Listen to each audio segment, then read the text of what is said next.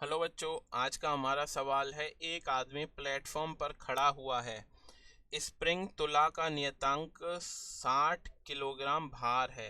यदि आदमी स्प्रिंग तुला से बाहर की ओर कूदता है तो स्प्रिंग तुला का पाठ्यांक।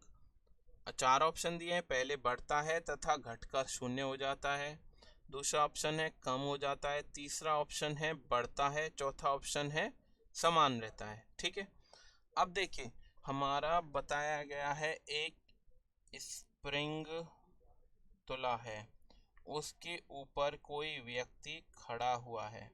जब व्यक्ति खड़ा है तो माना तुला स्प्रिंग पर कितना अभिक्रिया बल लगा रही होगी, तुला आदमी पर N, और आदमी का भार नीचे लग रहा होगा mg।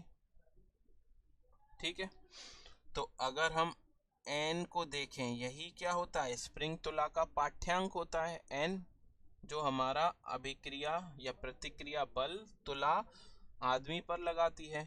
तो एन बराबर एम जी होता है। ठीक है, तो एन का मान हो जाएगा 60 गुणा जी, क्योंकि ये मान किस में आएगा, आपका न्यूटन में आएगा, और हमें यहाँ दिया था किलोग्राम में। तो किलोग्राम भार को अगर न्यूटन में चेंज करना है तो हमें क्या करना पड़ेगा, जी से गुणा करना पड़ता है। ठीक है, अब देखिए, आपसे बोला गया है आदमी स्प्रिंग तुला से बाहर की तरफ कूदना चाहता है। तो स्प्रिंग तुला से अगर आदमी, अभी देखिए आदमी पे कोई त्वरण नहीं है, दोनों जो बल हैं वो आपस में क्या हैं, एक दूसरे को काट रहे हैं। उस पर नियत बल क्या है, शून्य है, एन बराबर एम जी के है। ठीक है, अब अगर ये इस तुला से बाहर कूदना चाहता है तो इसे ऊपर की दिशा में क्या चाहिए, ऊपर की दिशा में कुछ ना कुछ त्वरण चाहिए, तभी ये बाहर की तरफ कूद सकता है।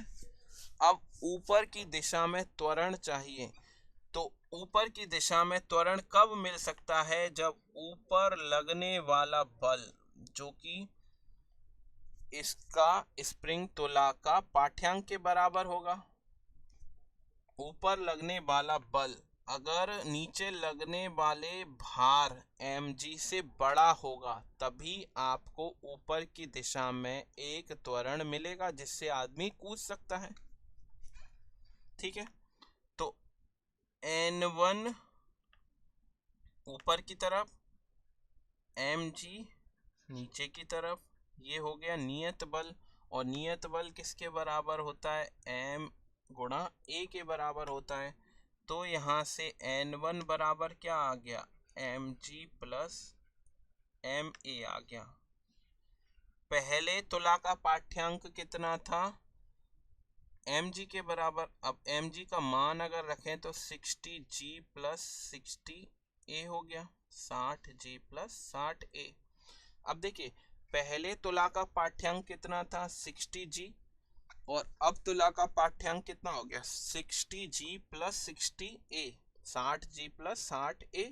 मतलब तुला का पाठ्यांक अगर उसको कूदना है तो बढ़ेगा, तो पहले तो पाठ्यांक बढ़ता है।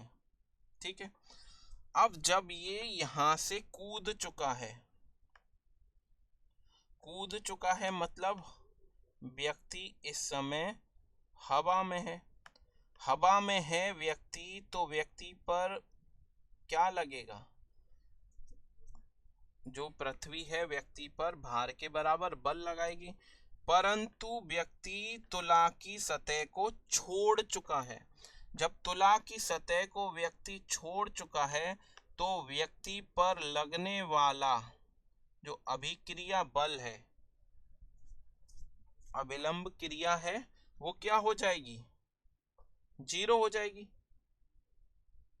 ठीक है, और यही अभिलंब क्रिया या प्रक्रिया किसके बराबर होती है, तुला के पाठ्यांक के बराबर होती है। तो इसका मान, जब व्यक्ति तुला को छोड़ चुका है, बोला गया है बाहर की तरफ कूदता है, जब बाहर की तरफ कूद रहा है तो तुला को छोड़ चुका है, तो तुला को जब छोड़ चुका है तो उस पर लगने वाला अभिलंब क्रिया बल क्या हो जाएगा, शून्य हो जाएगा। और यही क्या है, तुला का पाठ्यांक है। तो पहले तुला का पाठ्यांक बढ़ता है, उसके पश्चात घटकर शून्य हो जाता है। तो हमारा पहला ऑप्शन सही होगा। आशा है आपको पसंद आया होगा इसका सलूशन। धन्यवाद।